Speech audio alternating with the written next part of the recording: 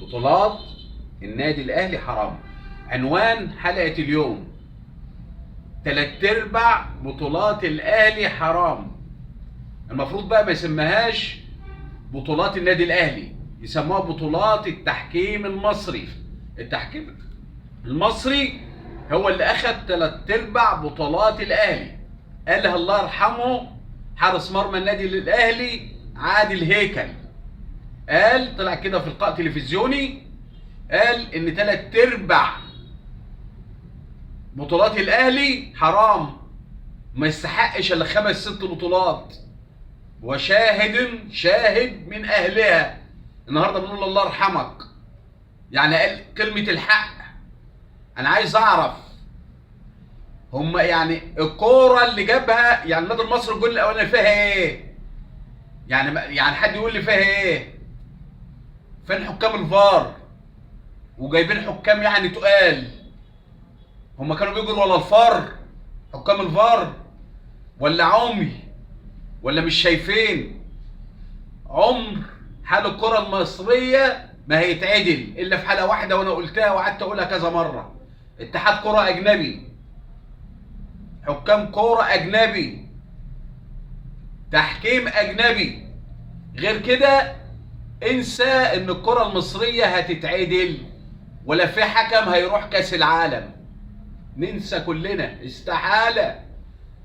لان بالطريقة دي الكرة المصرية بصراحة خربانة، التحكيم خربان.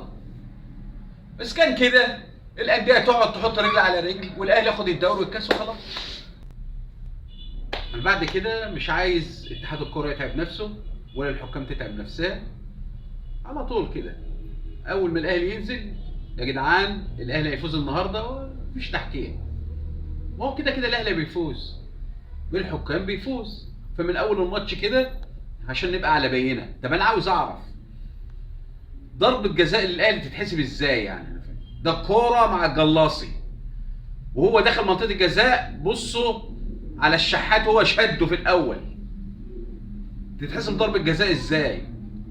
بتوع الفار دول قاعدين بيعملوا ايه؟ انا مش عارف هم عملوا الفار ليه يعني. اكيد عملوا الفار عشان يعني ياكد فوز الاهلي، عشان لو في غلطه الحكم مش واخد باله الفار يديها له.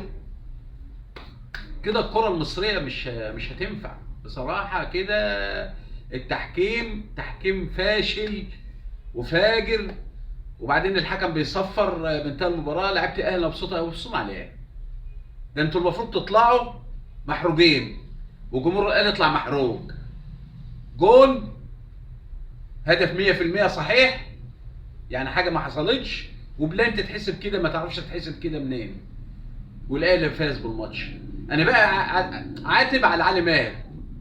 المفروض خلاص اول ما تحسب الضربه الجزاء خد فرقتك واطلع. خلاص، ما هو معروفه الاهلي هيفوز، ما هي خلاص معروفه. بالذوق بالعافيه الاهلي. هنا بقى انا بعتب على مستر كامل ابو علي. المفروض الماتش ده كان جاب حكام اجانب على طول كده. ما هي معروفه، اصل هي معروفه قبل الماتش، معروفه هيخلوا الاهلي يفوز. فاحنا كنا عاملين حسابنا وجبنا حكام اجانب، لان احنا عارفين الحكام المصريه فاشله. وماتش الاهلي والمصري في الكاس واحد هيفوز. مين اللي هيفوز؟ ما الاهلي. ما هي معروفه لازم يفوز بالحكام. يبقى احنا عاملين حسابنا. مش مشكله مستر كامل، كنت تدفع قرشين زياده وهات حكام، لان انت كده كده لازم هيخلوا الاهلي يفوز. وده اللي حصل. جون اتلغى، بلان تتحسب له، خلاص بقى خلاص. فالكره المصريه بجميع احوالها التحكيم المصري فاشل فاشل فاشل. بس النهارده بقى انا بشيد بلعيبه النادي المصري وبعلي ماهر، لعبوا مباراه كبيره. النهارده بقى بقول شابوه للعيبه النادي المصري، ادوا ما عليهم. والنتيجه انا يعني بقول النتيجه مش 2-1 للاهلي، ما النهارده النتيجه 2-0 للنادي المصري. يعني بعتبر النهارده النادي المصري هو اللي فاز 2-0. وبقول لعلي ماهر مباراه كبيره، اديت ما عليك رغم الهزيمه، وانا ما بعتبرش هزيمه، رغم التحكيم الفاجر، بس جماهير النادي المصري مبسوطه النهارده بلاعيبتها، يعني احنا فخورين بالفرقه النهارده. وفي النهايه بقول بطولات الاهلي حرام، بطولات الاهلي حرام، وحرام اللي بيعملوه الحكام في الكره المصريه. انتوا كده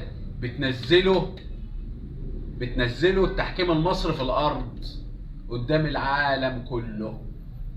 ويا ريت مستر كامل ابو علي ياخد الفيديو ده ويبعته للاتحاد الافريقي عشان يشوف المهزله بتاعه الكره المصريه. شكرا.